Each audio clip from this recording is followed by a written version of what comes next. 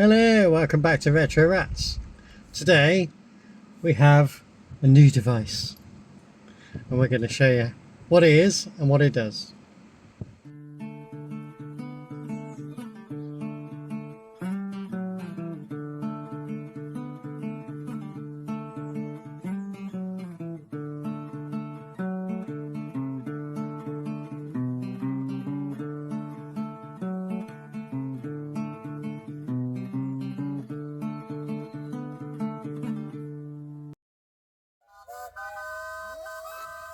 What have we got today then, Gareth? Right, so this is an Android Auto or Apple CarPlay display.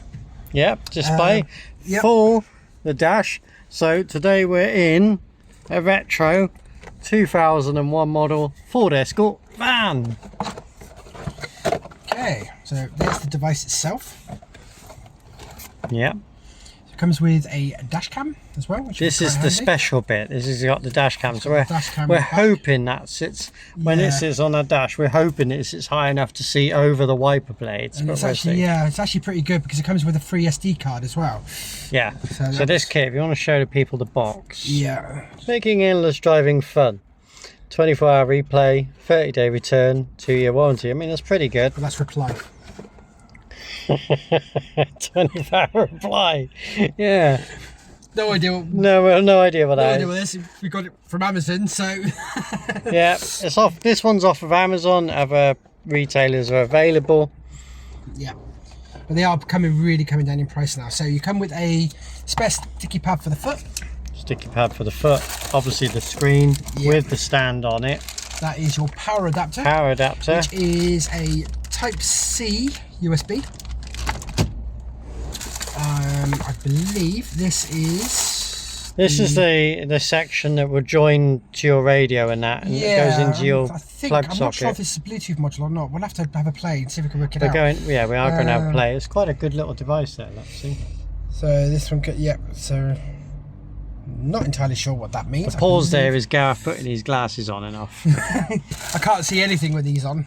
And an auxiliary cable. And an auxiliary cable. And an instruction manual, which we're going to ignore. Now, there are 2 apps that you need to download onto your phone device, preferably before you start this. Yeah, get yourself ready. I believe the apps on here, one is for the dash cam itself, to set the dash cam up. The second one is so you can access the Android Auto interface with it as well. So yeah, this is pretty cool. Instructions are pretty good actually. Gives you the QR codes for the apps. So you can get the apps in the described in there. So we're going to set it up and we're going to have a play. We'll be right back. So we're just giving the dash a wipe so there's no contaminants for the sticky. That wipe is not included in the kit. Let's use the wet wipe we've got. It's quite a hot day today, so we're just going to let that dry for a minute.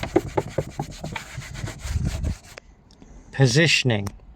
Now we know from when we've done other cars that we have mounted them like that. Good catch. And what the premise of putting it there is, when you're driving and it's a hot sunny day, sometimes you don't get to see the whole screen. So what we're going to do is we're going to put this one there, so that if I lean back, you can actually see that it's facing the driver. The passenger will still be able to see it. If they want to change music and so on, it's fine. But we're going to slightly tilt this one towards the driver. So in this vehicle, I already have an updated USB on a switch and a cigarette port, but generally most cars will already have a cigarette port. It does come with this device, which I think is an FM transmitter. It's an FM transmitter built into there. So if I plug him in, you'll see on the camera he's on the lowest FM frequency as soon as he's got power. It gives you voltage as well. That's pretty cool. And it gives you voltage. So that's pretty cool. It fluctuates between the voltage and that. So that's quite cool.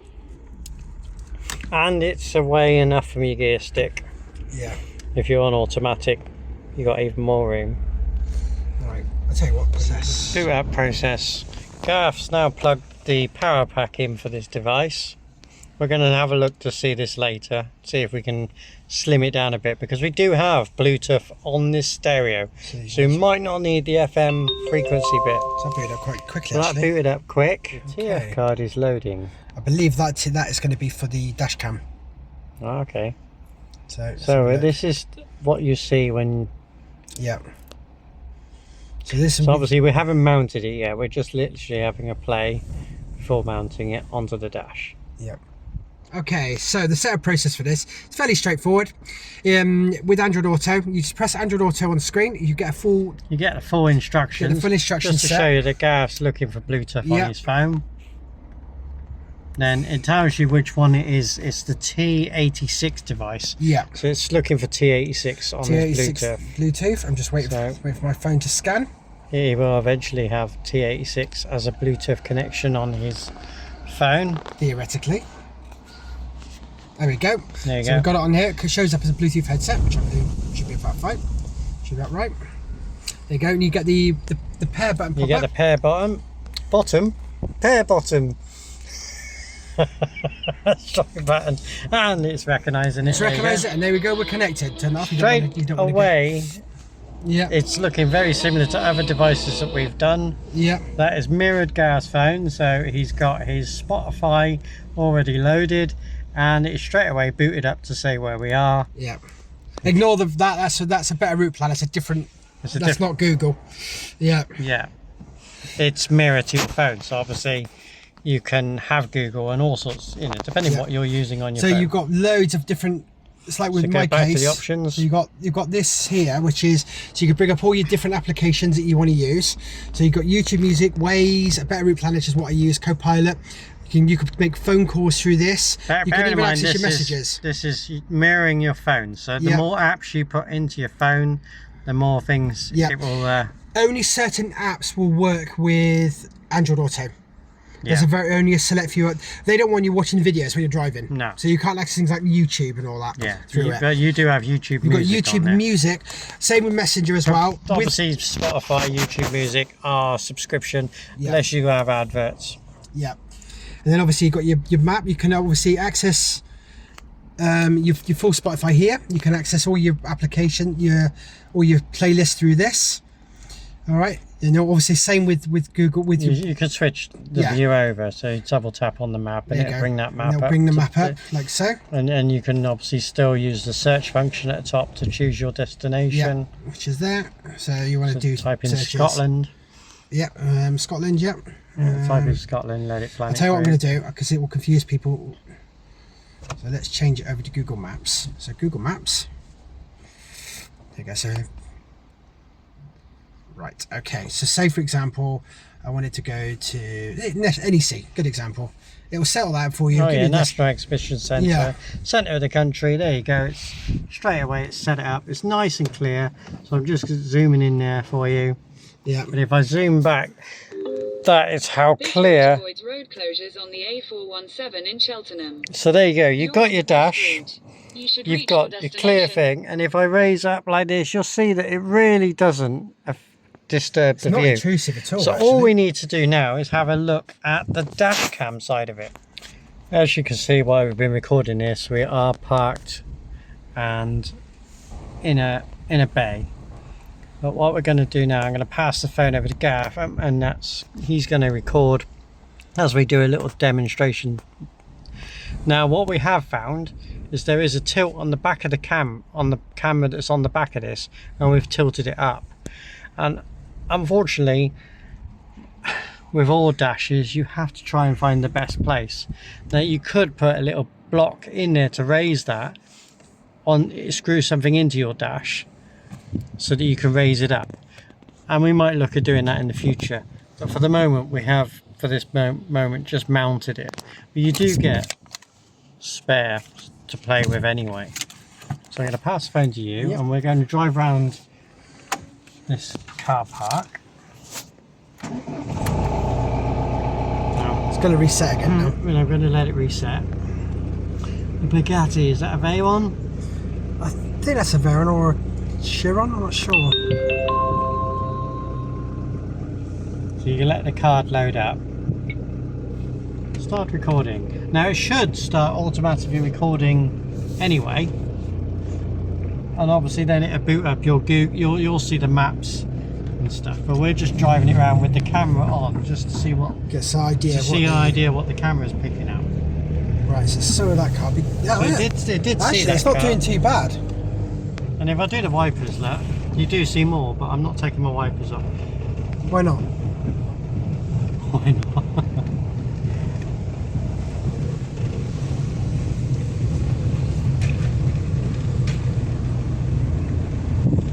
It's not the best mounting position in the world, but it is picking up. It's a good viewing angle as well for you for when you're using. It's picking up what is in front of me. And you can see the road in front as well, which is.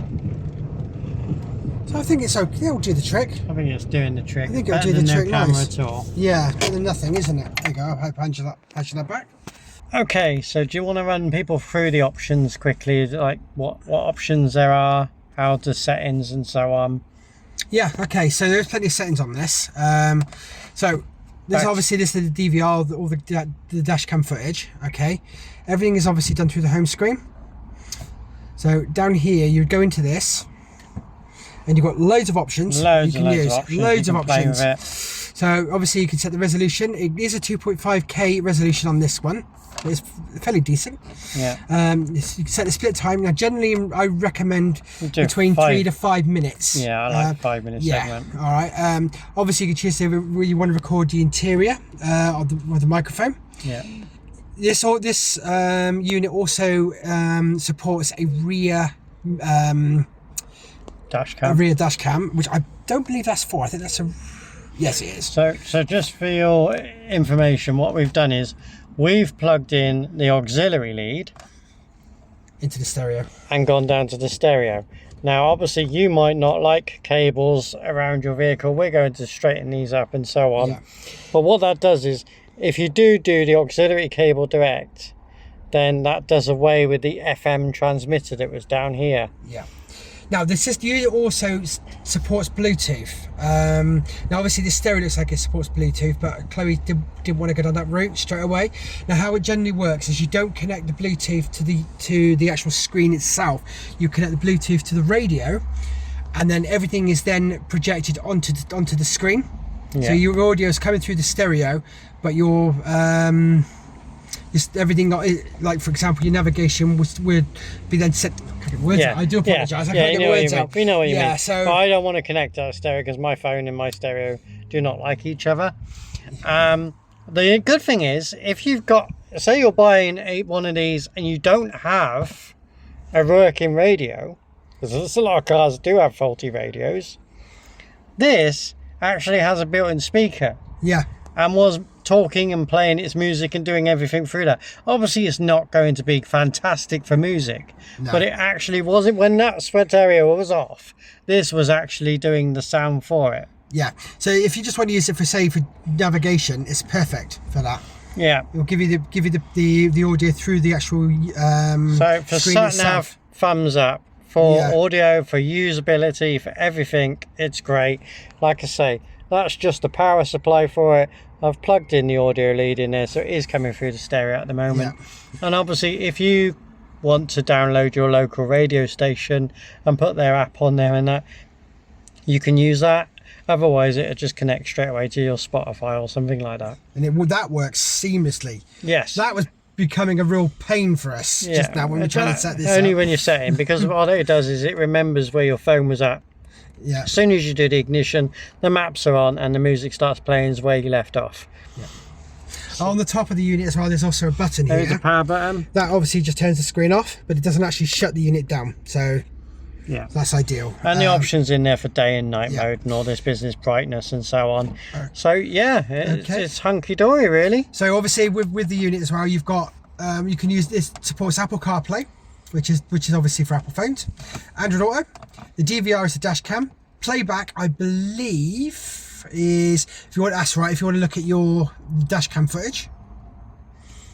So we can get back to us driving around the car park. Yeah. Okay. Audio output is how you select how the unit sends. Yeah, so this was a good little option. Yeah. Because obviously I've now selected auxiliary. I'm using the auxiliary cable. I could do FM and use the FM transmitter that was supplied.